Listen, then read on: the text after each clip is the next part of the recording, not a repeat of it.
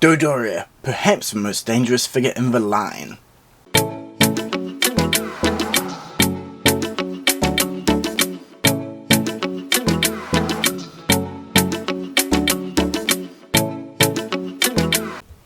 Hey, how's it going everyone? We're here with the man, the legend, the pink beast that killed a few Saiyans on the planet.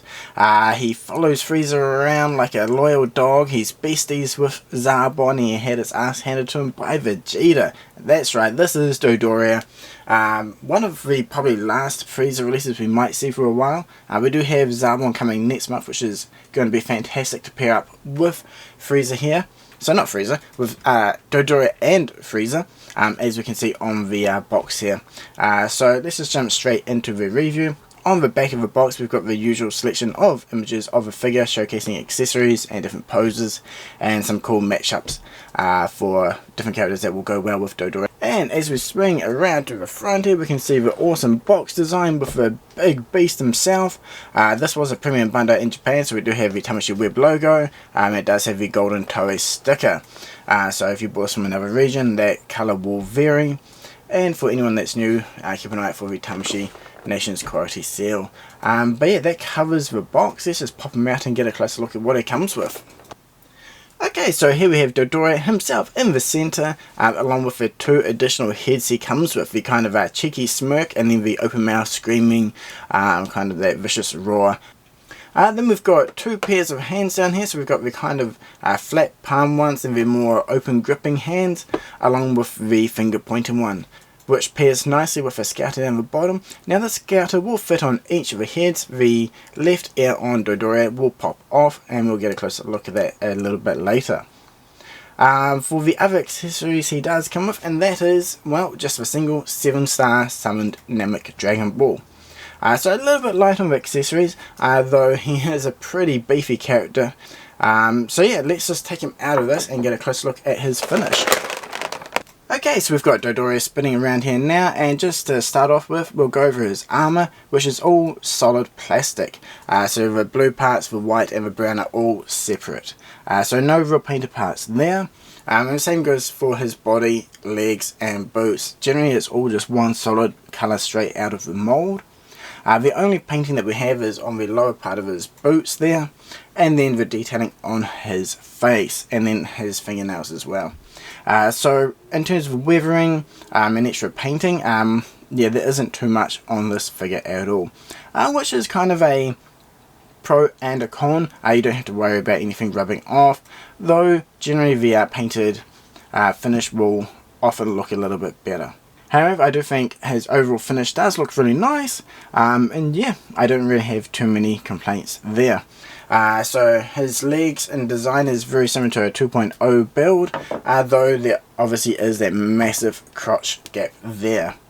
His armour does have some articulation, but everything is a little bit limited, especially due to that extreme oval shape he has, though I believe his arms do kind of make up for some of that limitation. So there isn't too much to go over about him here, though I will point out these spikes are deadly. If you thought Vegeta was a pain to change his head due to the spiking of your fingers, whew, Dodoria here takes it to the next level. So it might be a good idea to get a little bit of cloth or a t-shirt or something to put around his arms if you are changing the hands. But yeah, anyway, that's enough about his overall finish. Let's get a close look at that articulation. As always, we'll start with the head, and yeah, he swivels around pretty nicely. There is a single peg there, which actually we can have a look at now. So we've got the one peg here which will move on the neck, and then his head will move slightly on that. So you do get a few points of articulation there, and then his neck will move back and forward, though it is a little bit stiff at the moment, though I think this will probably loosen up a little bit over time, especially the more you use it, generally the slightly looser and free moving the parts will become. So moving over to his shoulders, these arm flaps on his armour will pop up. So his shoulders does have that butterfly joint, and that will pull forward decently far, though you do have to be a little bit careful not to put too much pressure on them, especially if he is straight out of the box. Moving into his inner shoulder area, he does have a giant peg in there which will allow him to move around, and then like most of the figures lately, here's a pretty nice joint there, so if you get it into the right angle, he can move his arm all the way up without any issues, and same for going back. He also has his bicep swivel and then his elbow joint as well. I mean, for a big chunky figure, I think the articulation is pretty decent. It falls in line with what I was expecting at least. His hand has a little bit of motion there. This works very similar to that of Boo. So if we pop this off, so as you can see, there's a giant peg in that one that is firmly attached into the inner arm, so your fist or hand will just move on top of that ball joint. So definitely a little bit more limited compared to some other figures, but I think it is a pretty sturdy choice.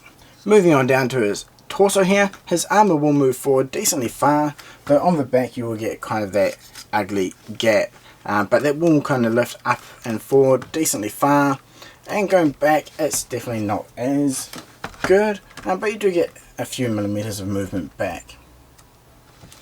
His waist itself again has a little bit of motion, but due to that giant oval shape that will limit the motion a decent amount, but you do have a few mil front and back, and then you can swivel to the side a little bit as well. So it's limited, but it's not as bad as what I was expecting, to be honest.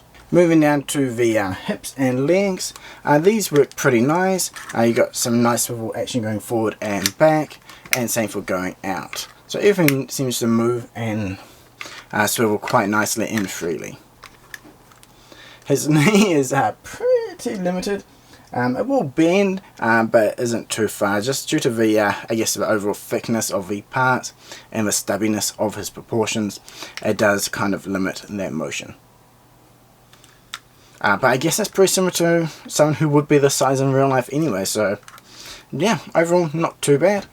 And his foot moves pretty nicely as well, and he does have the toe tip point of articulation as usual. So nothing amazing in terms of articulation, but I wouldn't really say he has bad articulation either. I mean, for the chunky size of him, I think yeah, he works pretty well. Okay, let's check out these faces in a little bit more detail. I think, yeah, the overall colouring is really nice for the lips. You do have a texture as well, and then you've got the extra black line on his upper eye, which does help make it pop. Now, while we have this head on, we'll show you the ear. So that just pops off. There's a nice little peg in there, and then you can just slot the scouter in. Now, this works the same for each of the three heads, so that's really nice. Okay, onto the second head here, and this is the kind of cheeky smirk one with the small eye, big eye look, and I think that looks really good. Again, the detailing is really nice. We've got the nice sort of teeth shaping and the extra darker black lines in there, which really does make the eyes and mouth kind of pop out. Okay, onto the third head. I think this one is probably my favourite just because it's got some extremely good detailing. So again, the eyes and all the, I guess, the fat rumples around his head is well defined. But if we come down to his mouth here, it might be a little bit hard to see, so there will be a photo at the end of this video. But his whole tonsils and mouth is all fully sculpted in there, and its colour is just, I mean, it's just great to see that extra little bit of detailing go in there. I mean, when they could have easily just left that as straight flat plastic, but instead we've got those tonsils in the back there, just dangling away. And the only accessory that he really comes with besides the scouter is the 7-star Summon Dragon Ball, and just like the one that came with the Freeza that we just got earlier this month, again, looks really nice, nothing really out of the ordinary there for this Dragon Ball. I'm definitely looking forward to getting all of them, and hopefully we'll also have Porunga to go with them. Okay, so we've got Goku out here, the Saiyan Rays on Earth one, for a bit of a size comparison. Now, I don't believe Goku ever met Dodoria in any of the movies or TV shows or flashbacks or anything like that, but here's a pretty good stand-in since we do compare him with every other figure. I feel like the size of Dodoria there is looking pretty good, especially when you consider Vegeta was probably up to about his shoulder blades, and that's roughly where Vegeta would line up with Goku. So yeah, I think it's looking pretty good. Unfortunately, my Vegeta figures are kind of boxed away currently, so I wasn't able to get one out for a size comparison at this stage, but I do plan on getting Vegeta out for some cool photos with Dodoria and Zarbon in the near future when I get a little bit extra free time. But I'm definitely looking forward to getting Zarbon next month to do a bit more of a size comparison with Dodoria, Freeza and Vegeta as well. So keep an eye out for those photos when I do get the chance to take them. Okay, so this brings us to the pros and cons. Starting off with the pros, I feel like his sculpt and overall proportions and design actually works really well. And the articulation holds up as well for his massive, chunky and kind of weird oval shaped body. His finish, yeah, that's not too bad. The Dragonballz is nice. The Scouter and the fact that you can change the air on each one of the heads is really nice, so it does give you a little bit of versatility and different options. On to the cons. One might be the armor finish. It looks nice, but it could have been quite nice if it was painted as well, especially the blue areas or maybe the brown bits. It does look a little bit plasticky, but maybe if you wanted to customize and with a very minimal effort of just giving it a matte top coat, that could actually make him look a little bit nicer there. It's not a huge con or anything like that, but I think it would have been nice if they went the extra mile to give us a bit more detailing and weathering. The only other small con, if I swing him around here, is his Scouter. He has a massive Scouter, but there's no text printed on there. I think they could have easily added in one more Scouter with maybe like a circle or some text on there, similar to what the previous Vegeta figures have had. I think that would have been a little bit of nice extra detail to go with him. For other accessories, I'm not really sure what they could have put with him. Maybe a key blast similar to what the original probably came with. Something a little bit extra like that would have been quite nice, since he is pretty light on accessories. And well, there's no key blast or anything like that, so at least one would have been welcomed. But yeah, overall, I'm pretty happy with this figure. He's simple but effective. I really like him, and I'm super amped to get Zarbon to put next to the Freeza and Pod as well. Let me know in the comments below what you think about Dodoria, if you're amped to get him, if you've ordered or if you passed, and if you passed, why? But yeah, just let us know below, and also jump on Discord. The Dragonballz Figuarts Discord is a fantastic place to come talk about the figures, show off your collection, and to keep up to date with news.